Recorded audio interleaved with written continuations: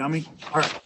Okay, so Eric, start me off. What's Reconstruction? So Reconstruction is time period after the Civil War, where they were like trying to reconstruct society in a way that the North and South could get along. Right. All right. They're trying to reconstruct where specifically? For the South. Yeah, the South. Okay. So Reconstruction is the period of time where the United States is trying to reconstruct the South. Right. You could also put it as like the series of laws or series of acts meant to reconstruct the South. Right. But the point is, it's in response to the Civil War. Okay. All right. So Shiva, generally speaking, the Reconstruction is viewed as success or not success. Viewed as Not as successful. We're picking up like a lot of sound. Who's like rubbing their mic? Somebody's like rubbing their mic on their foot. All right. It was Ariella. Thanks a lot, Ariella. All right. So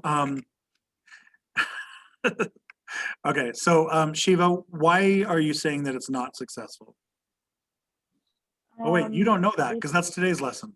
All right, so we did say that there are three very specific successes, three specific things that Reconstruction was successful about, and a lot of reasons why it was unsuccessful. We'll get to those today, right? So Nika, give me the first. What are those three things? They're the amendments that were passed during the Awesome. time. Awesome. And what numbers are they? 13, 14, and 15.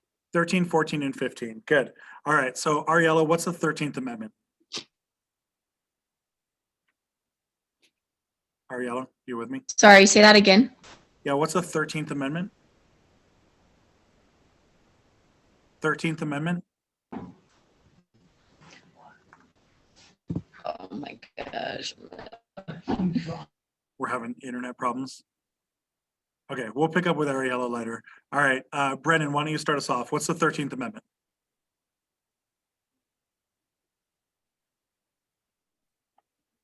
Uh-oh, I think we're having connectivity issues. Can you guys all hear me okay? Like a bunch of you guys are coming in like you're all pixelated. I can't see anything, but I can hear you. Huh. I wonder if it's the school's internet. This could be a problem. All right, Brennan, chime in, man. What's the 13th Amendment?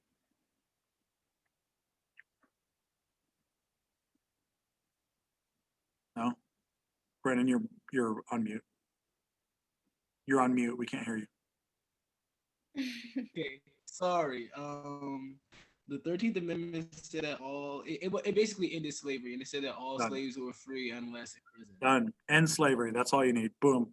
13th is easy, Yeah, right? 13th is pretty straightforward. That's easy. All right, Brennan, you got the easy one. Give me the more difficult one. Give me the 14th Amendment. Okay, so that basically it undoes the Dred Scott and the Armistead rulings, and it Right. says everyone born in the U.S. or naturalized is a citizen. Good. Regardless of race, color, or Regardless national of- origin.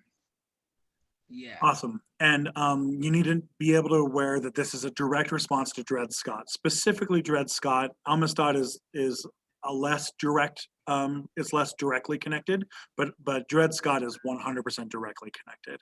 All right. Shiva, give me the 15th Amendment, or at least the most important part of the 15th. The most important part was that it had the word he, and That's not the most important part. oh, okay, I'm sorry. It says that anyone can vote regardless of race or previous condition of servitude. Race, color, or previous condition of servitude, right? It also has this added bonus that what's the added bonus here? The gendered word. Oh, he. Yeah, Shiva. It's All right, he. so it's the first part of the Constitution that uses the word he, a gendered word, which has what knock-on effect? Nika, what's the knock-on effect of that? So they basically granted African Americans the right to vote, but since they used the word he, it implied that only men were able to vote. Yeah, it implies that not women aren't counted everywhere where it says persons, right? Because other than this amendment, everything had always said persons or people or some gender neutral word of some kind, right? But now, for the first time, you've introduced gender non-neutrality, right? By far and away, the most important thing you need on the 15th Amendment is that it grants the right to vote to all citizens, regardless of color, national origin, right? This is, of course, going to be undermined very quickly. The South is going to completely undermine this, but it is the law of the land. It's the law of the land, even though the South, weasels their way out of it. All right, so our next letter should be X, I think. W, X. What are we on? What's our Bex number? I think we're on X. This one is X? That's what I thought. All right, so X is called the Freedmen's Bureau. The Freedmen's Bureau. So the Freedmen's Bureau is an organization. It's an organization by the North, by the U.S. government. I'm sorry, let me start over. It's a federal organization in the South meant to try to help former slaves, people who are freed men, right? So it's trying to help former slaves. Now we have to think of it this way, that like, if I have like a child and I abuse that child their entire life, and I beat them and I abuse them and I do all sorts of terrible, nasty things to that child, right? When that child becomes an adult and I let them go at 18, is that child going to be able to function in the world? No, because they're going to be totally jacked up, right? They're not going to know what's happening. I don't want the racist idea that slaves are children here, but the principle kind of holds true, that the slaves have been beaten and mistreated and terrorized their entire lives, and now suddenly you just open up the gate and you're like, okay guys, you're free, boom, right? There's a recognition here that the slaves can't help themselves, right? The slaves don't know how to get a job, they don't know how to manage money, they don't know how to buy property, they don't know how to do anything, right? Most of the slaves are illiterate, they don't know how to read, they don't know how to do math. Most of the slaves have no job skills at all other than picking cotton, right? Most of the slaves have been told their entire lives that they are property, that they're less than human, right? The slaves have been beaten, they've been hurt, they've been traumatized, they've been raped, they've had their children sold, they've had people murdered in front of them, right? Slavery is trauma, right? So the same way that a child with a traumatic childhood can't be expected to be a well-functioning adult, neither can a slave, even if that slave is 50 or 60 years old, right? That's still 50 or 60 years worth of trauma. We can't expect that slave to be a fully functioning member of society, right? So the Freedmen's Bureau is meant to give immediate aid like food and medicine, right? It has two goals. The two goals, one is immediate aid like food and medicine. The second is the long-term goal of schools and employment. And so the Freedmen Bureau is actually going to open up the largest collection of schools. It's the first time the federal government really has ever opened up schools. And so they're going to open up the largest collection of schools the country's ever seen, essentially, all through the South. And you're going to try to educate former slaves as much as you can. This may shock you, so I hope you're all sitting down. The southern states are going to resist the Freedmen's Bureau. I know, I'm shocked also. The southern states are going to resist the Freedmen's Bureau, and they're going to try to undermine the Freedmen's Bureau basically at every chance they get, okay? Along with the Freedmen's Bureau, starting in the summer of 1865, so the war ended in April, starting in the summer of 1865, the southern states are all going to be writing new constitutions, right? They're going to be forced to write new constitutions. Remember, the South is all military occupied, right? So they're doing this with a gun to their head, essentially. As they write new constitutions, those new constitutions are basically, all of them are written only for whites.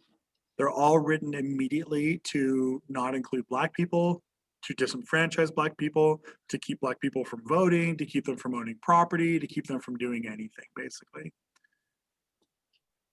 Basically, all of the Southern constitutions are going to be rejected over and over and over again, right? They're all going to be rejected many, many times. I think Louisiana gets theirs rejected 8 times, I think, right? And the North is going to be like, no, do it again.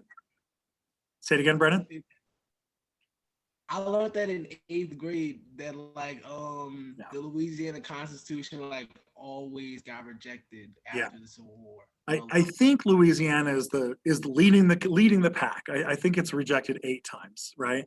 But let's be clear, all of the southern states get their constitution rejected at least a couple of times. All of them do. And they're constantly the North is constantly saying, no, do it again, do it again, do it again. All right. Many of these constitutions are trying to undermine the Freedmen's Bureau. Many of them are. Okay. The Freedmen's Bureau is going to last from 1865 to 1877, and it's going to have a real mixed bag of success. In some places, it will be, pretty successful, like a B plus, right? In other places, it will be like almost completely, basically almost non-existent, because it'll be so unsuccessful, it'll be basically not even exist. Okay. So this is a mixed bag. Next, let's go to why. All right, why? Okay, this is where Reconstruction is going to start getting really, really depressing. All right, sharecropping. Why is sharecropping? Okay, so sharecropping, you can go ahead and put this in quotes. I call this slavery 2.0. It's slavery 2.0. That is not the official answer. I'll give you the official definition here in a minute. So sharecropping is a agricultural agreement where the former slaves work the land of former masters for a share of the crops. It's an agricultural arrangement where former slaves work the land of former masters for a share of the crops. Now, on the surface, this seems okay, right? Let me lay this out in a way that on the surface, it seems okay. And then we're going to scratch the surface and you're going to find out why it doesn't work very well, okay? The southern plantations don't have any money, right? The South has been destroyed. Things are burned down. Like people are dead, right? The southern plantations don't have any money. And the South is 100% dependent on cotton, right? It's the only source of income they have, basically. And the plantation owners just lost all the slaves, right? The slaves are all free now. And so they don't have anyone to work their land. The land is way too big for them to work themselves. So what the plantation owners do is they say, hey, former slaves, why don't you come back onto my land, work my land as an employee, not as a slave, but as an employee. I'll pay you. The catch is they don't have any money. The South is broke. The South has no money, right? Nobody has any money. And it's a harvest economy, so you only get the money when you sell the harvest, right? And so the landowner will say, I don't have any money, but if you work now, I'll give you a share of the crops at the end, right? We grow 100,000 pounds of cotton, I'll cut you in, I'll give you 1,000 pounds. The former slaves also have no job and they have no money and they have no skills, right? And so they're faced with starvation and homelessness, and so they take the job, right? So far things seem okay, right? Like in theory, this could work fine, especially if the former slaves are given a fair share of the profits and stuff. Like this could, in theory, could be fine, right? Here's what happens in practice. In practice, the former slaves are given so little money that they're almost slaves again. Right? So let's say we have an example here. Eric, you're going to be one of my former slaves. You come to my plantation and I agree, Eric, I'm going to pay you 5 cents a day, right? I can't pay you till the end of the season, but it's going to work out to be about 5 cents a day, right? Eric, that's 5 more cents than you ever had before, and you don't have any other skills, so you're going to take my deal? No. Yes, Eric takes my deal because he has no choice, right? So Eric takes my deal for 5 cents a day, right? He shows up in my plantation and I say, all right, this will be good. You'll work, we'll get the cotton, we'll sell it. I'll pay you 5 cents a day. right? White people are getting like 10 cents a day, but you're not white, so here we are, right? 5 cents a day. So now I say, okay, go work in the field. So Eric grabs a shovel and he walks out to the field, right? And I say, whoa, hold on there, buddy. What are you doing with my shovel? And Eric says, well, I need a shovel. I need to dig stuff. And I say, yeah, go use your shovel. And Eric says, I don't have a shovel. I said, well, I'll rent you a shovel for 1 cent a day. Right? And then Eric works, and then lunchtime comes around and Eric's hungry. So he walks back to the slave quarters where he, for the last 20, 30 years of his life, you have gone back to those quarters and food was there for you, right? And you come back and I have food, but I say, you're not my slave. I don't need to feed you. Feed yourself. At which point Eric says, I don't have any food. And I say, okay, I'll give you food for 1 cent a day. And then Eric doesn't have a place to sleep at night, right? He's like living homeless out in the forest. And so I say to Eric, well, for 2 cents a night, you could just sleep in my slave quarters. Now, Eric signed up for 5 cents a day, but now he's only getting 1, right? That's sharecropping. That's sharecropping, right? That's sharecropping, and we get this long-term, this becomes a long-term agreement where the sharecroppers, the former slaves, are getting less and less and less money over time, right? Because then at the end of the season also, let's say I gave you 1,000 pounds of cotton, right? Anika, I gave you 1,000 pounds of cotton. Do you know how to sell that? Do you know where to go? Do you have a horse and a cart to get it to the port? Do you have any relationship with the port authority? Do you know anyone with a cotton gin? Oh, you don't? Well, you know what, Anika? I have all those things. I can sell your cotton for you for a cut, right? I'll only take 50% of the profits because I'm the one who is going to get it there and sell it for you, right? So Anika is faced with either having 1,000 pounds of cotton or half the money, right? You can see how this really quickly turns into slavery 2.0. Here is the most depressing thing about sharecropping. Look at the dates. This is going to become standard practice all the way until World War II. By the time we go into World War II, Mississippi still has sharecropping in World War II. Okay, yeah, Brent? Okay, fun fact. My great grandmother has all of her land in Mississippi from sharecropping. There you go. All of it. And it's like, I think she has like 3 acres. Yeah. Eventually, I mean, some sharecroppers can make a little bit of money and get land, right? Like your great-great-grandma, right? Some can, and some can get money enough to leave or, do other things. But especially in the beginning during Reconstruction, the slaves are getting like nothing, basically, right? This picture is taken in 1935. 1935. This is not a Reconstruction picture. This is a Great Depression picture, right?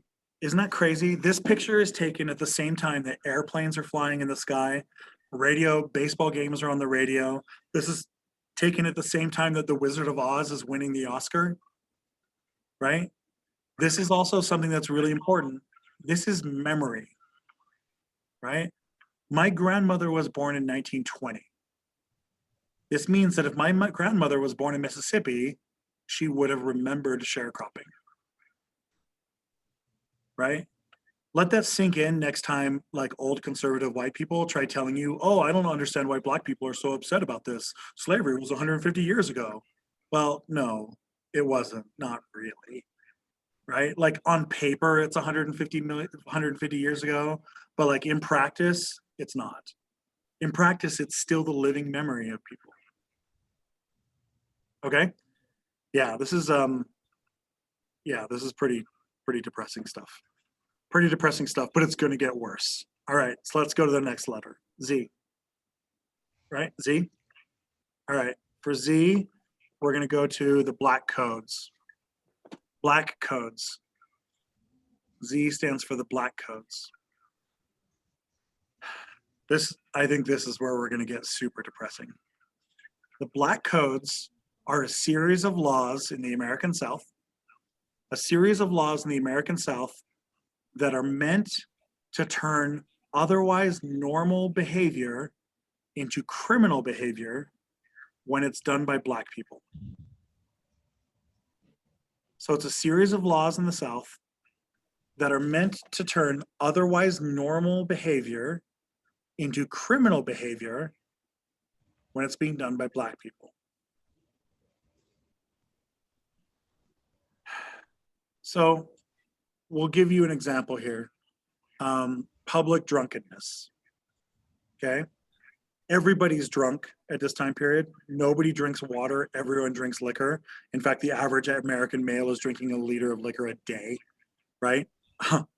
Yeah. So everybody's drunk. But what they do is they pass a black code and they say, well, white people have been drinking for centuries. White people know what they're doing. They can handle alcohol. But these former slaves, they've never had alcohol before. They can't handle it at all. It's really important that we pass a law, not because we're racist, but because we are interested in public safety. So black people can't be just drunk because they don't know how to handle themselves like white people do. You see where I'm going with this, right? So now the white cop walks past 5 drunken white men and grabs the one drunk black guy and throws him in jail. Otherwise normal behavior has turned into criminal behavior when a black person does it. Here's the other example, vagrancy. Vagrancy means homelessness, right? Homelessness becomes a crime. Well, at the end of the Civil War, homelessness was very, very common, right? Especially former slaves, right? Especially former slaves. And so what they do is they start making it illegal for black people to be homeless. So I have my plantation and all of you guys are my sharecroppers, right? Eric, you're a homeless guy.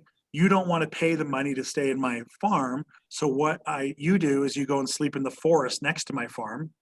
And so I go to the police and I say, hey, there's a bunch of these, Negroes sleeping in the forest next to my farm. I need you to go arrest them. The cops walk into the forest. They see white people and say, okay, white people, you guys just go away. But black people, we arrest you and throw you in jail. Right? Now, this is where this is important because it's the birth of the idea that blackness equals criminality, right? That African American people are more criminal than white people are, right? This is the birth of that racist idea. And this is a racist idea that is going to stay with us all the way till today, right? This is the reason why the police officer feels justified in putting his knee on the neck of George Floyd, right? It's because George Floyd is not a normal guy, right? George Floyd is an elevated threat, right? And so they put the knee on him in Minneapolis and they kill him, just like all of the other black people killed by cops. Okay? This is this concept, this is this prejudice, right? Racism has all sorts of different flavors to it, right? Different levels and flavors and different iterations of it. This is where that idea that black equals criminal, this is kind of that birth of that idea. Okay? The prisons are going to be filled with black people to the tune of about 4 times the regular black population.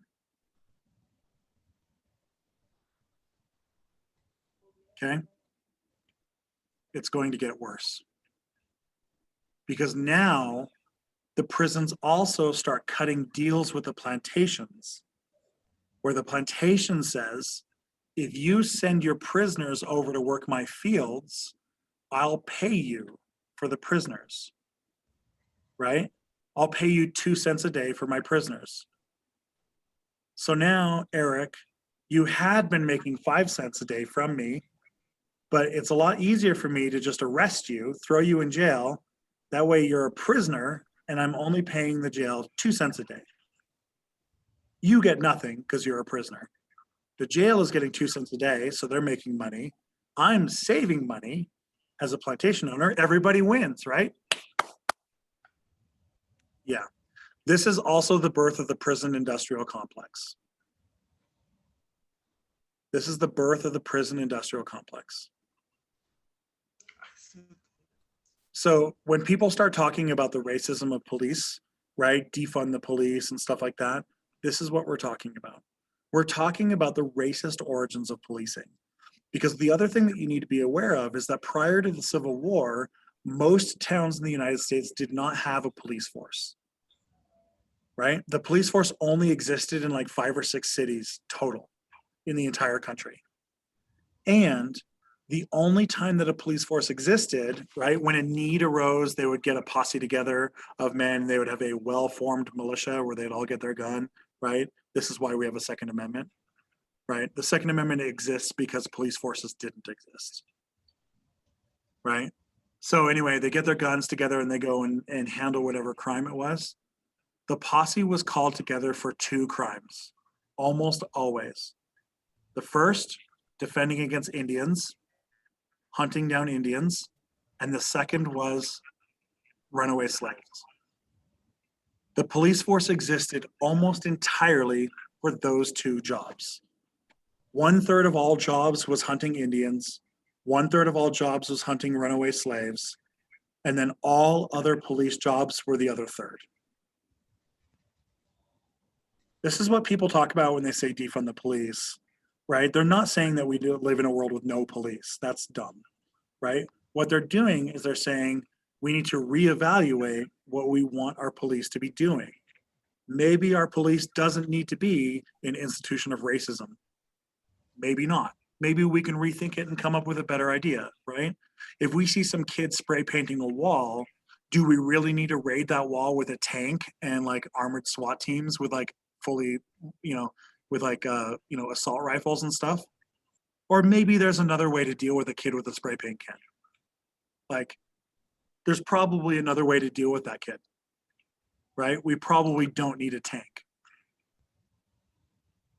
right? That's what we're dealing with here.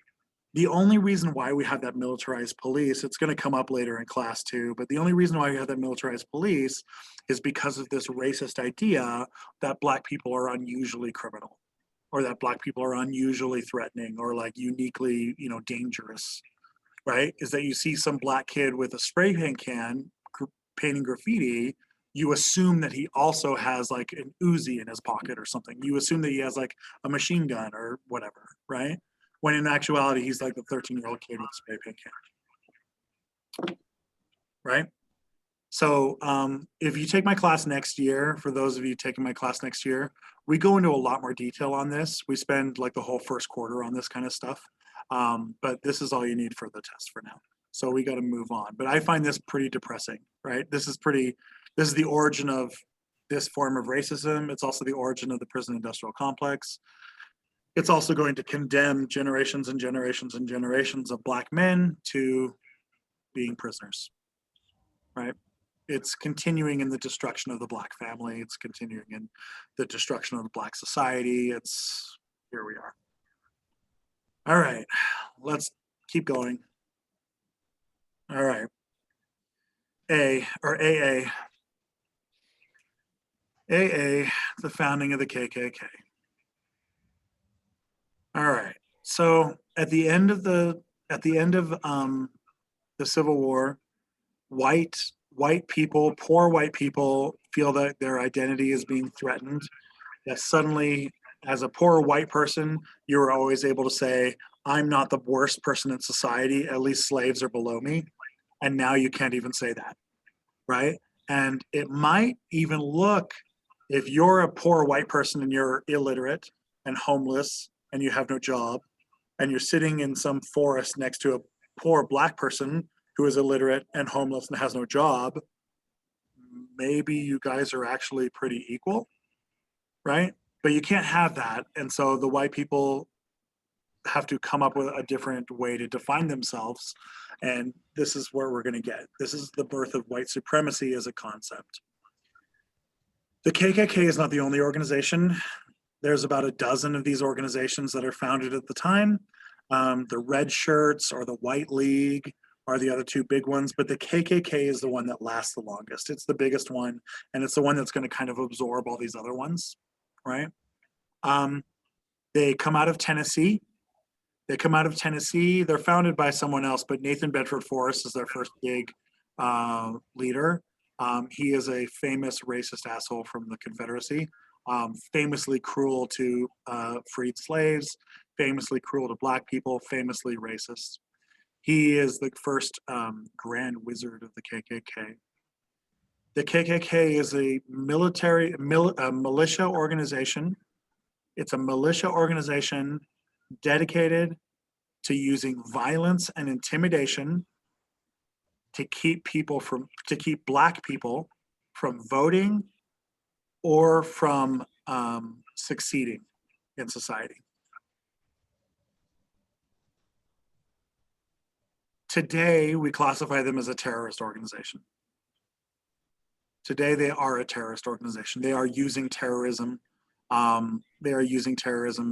are a terrorist organization. When I worked for the FBI, they were on the list of domestic terrorist organizations. So they are, but in the 1860s, we don't call them that because it's not a term that was around back then, right? It's a post 9/11 term. Okay. The KKK comes in 4 waves. 4 waves. I'm going to give them to you now. That way, when they just come up later in class, you'll just understand them. Okay. The first wave is from 1865 to 1877. So you can say 4 waves, 1865 to 1877. Relatively small numbers, maybe 1,000 or so, and they're all in the South. They're all in the South, and they're all anti-Black.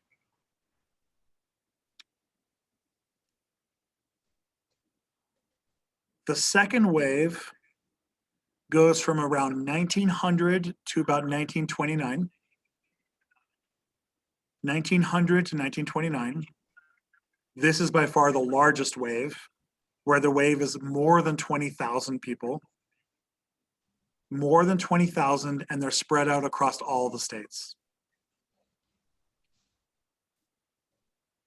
They also expand their scope.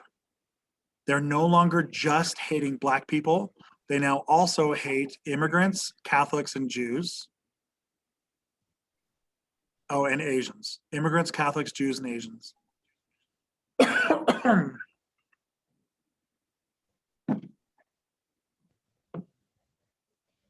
Okay.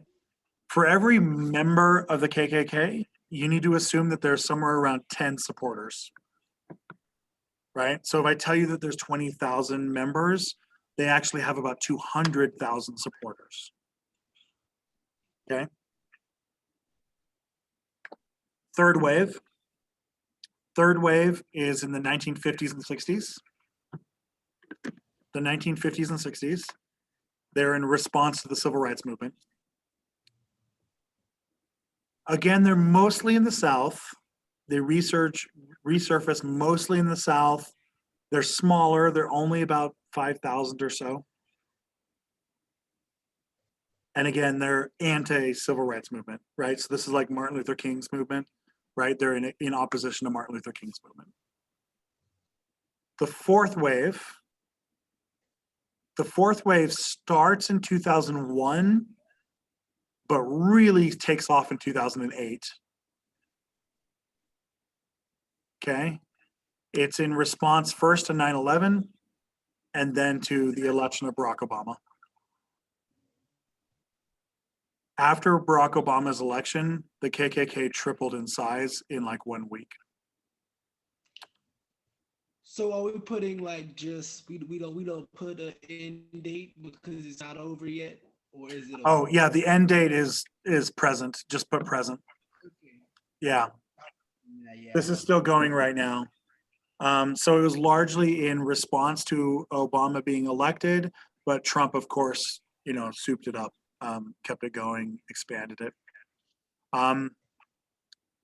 This group, this version of the KKK, the latest version of the KKK, is very small. It's only like maybe 2,000 people, but at least 10 times that number of people who are supporting KKK stuff on like 4chan and 8chan and on the internet, right? But these are like people who are sympathetic to the KKK, who believe the same things, but they just don't go to the meetings, right? So these are people like on like chat rooms and like internet sites and stuff like that, right? So this would be a good example, would be that kid in Wisconsin who walked into the Black Lives Matter protest and shot all the protesters, and then walked out right past the cops, and the cops are like all saying hey and letting him go, right? In this case, the cops and the kid are both part of this like KKK sympathetic culture, but aren't technically members of the Klan, right? Or the guy who shot up the Walmart down in El Paso last year, where he killed like 35 Mexican people in El Paso, saying he wanted to free the country of Mexicans, right? Again, not a member of the KKK, but, you know, murdering people for being a racist. You know what I mean? So this new version of the KKK, the actual organization is pretty small, but the participants is very, very high, right? And this group also expanded their hatred to include Muslims and LGBTQ people. Muslims after 9/11, LGBTQ people, you know, after the gay rights movement.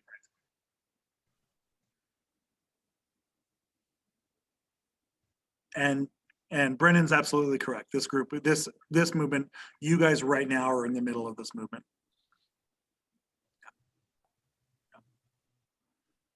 All right, pretty depressing. All right, this one is not depressing. Let's give you these out of the way really quick. This is just two vocab words that the AP exam really likes to use these words: scallywags and carpetbaggers. A scallywag is a Southern white person who supports the North. A Southern white person who supports the Republican Party and the radical Republicans. That's a scallywag. A carpetbagger is a Northern person who has moved to the South.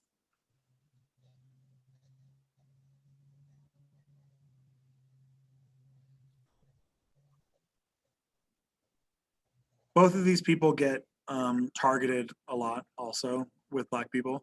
So the KKK will start murdering Black people, and they'll also occasionally murder carpetbaggers and scallywags as well. And this is just to let you know that not all of the white people in the South are racist.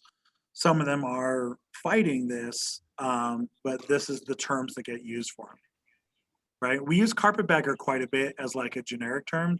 You'll hear Utahns say this a lot, where they'll say like, the only reason why Utah would vote for a Democrat in the Congress is because of those carpetbaggers from California who came over here, right?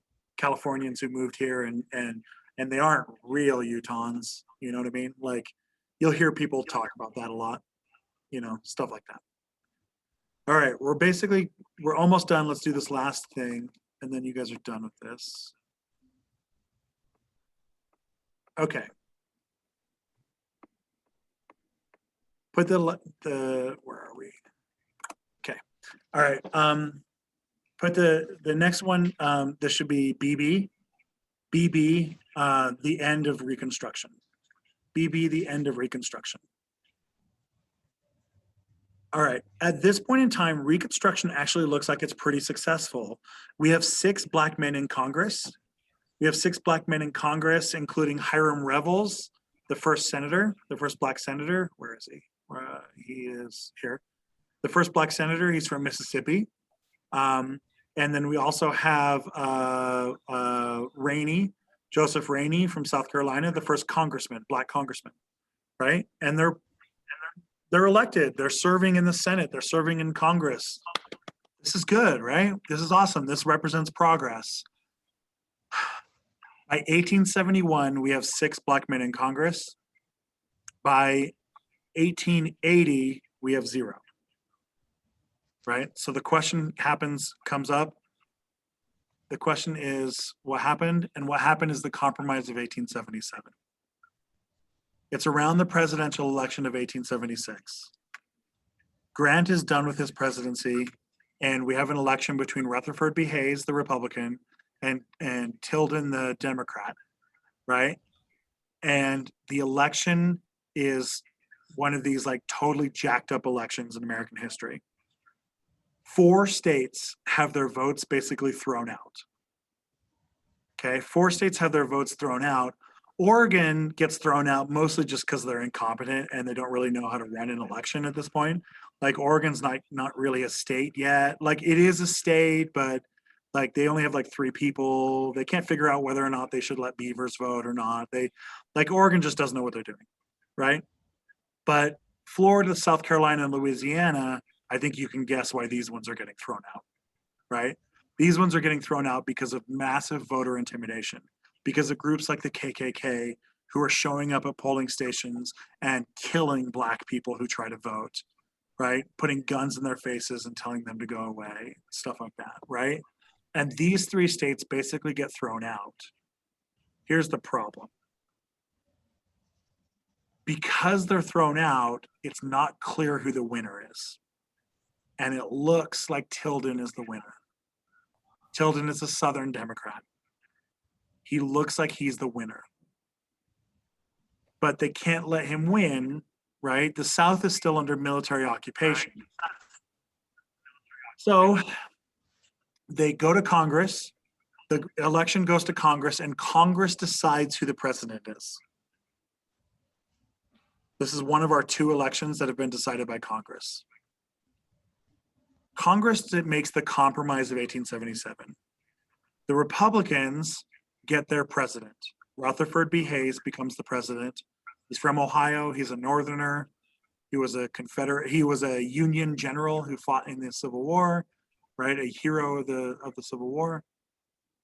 Okay, so he becomes president, but here's the big deal. Reconstruction's over. The army withdraws from the South. The army withdraws from the South and lets the South run themselves.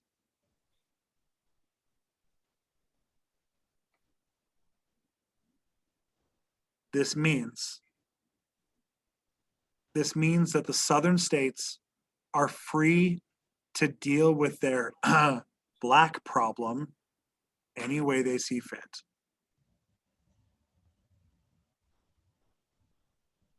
The result is, by the next election in 1880, all Black men are out of office.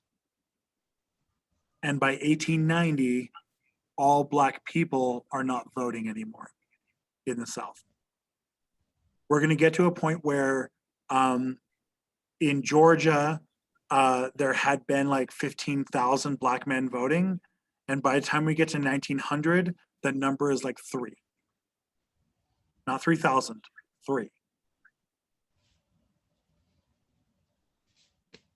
The Compromise of 1877 is basically going to condemn Southern Black people to not voting until 1965.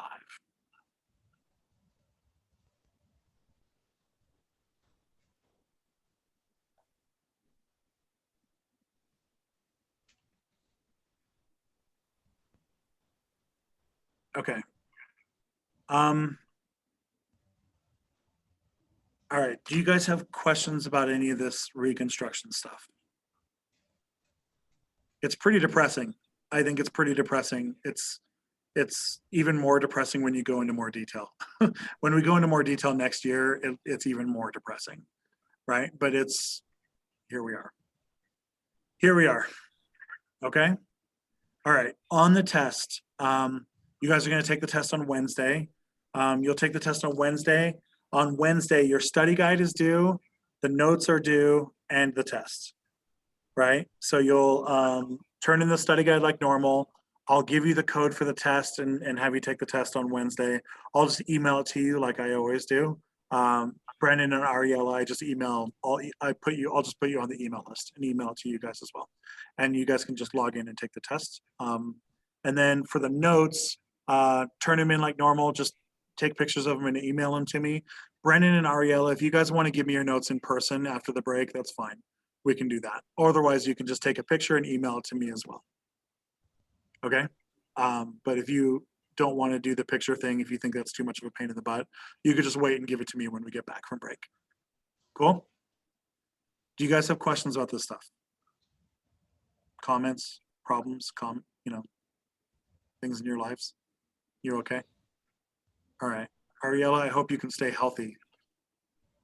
Did you say it was your sister is sick? No, my little brother is sick, so yeah, he has COVID right now. Great. Well, I Yeah. hope that he gets better and that you and the rest of your family are able to stay healthy. Thank Okay. you. Yeah, sorry. If you do start getting sick and you can't take the test, just shoot me an email, let me know, and we can just fix it up later. Okay. Okay. Hopefully, it's not gonna be a problem. Okay. All right. If you guys are done, then I'm done. If you don't have anything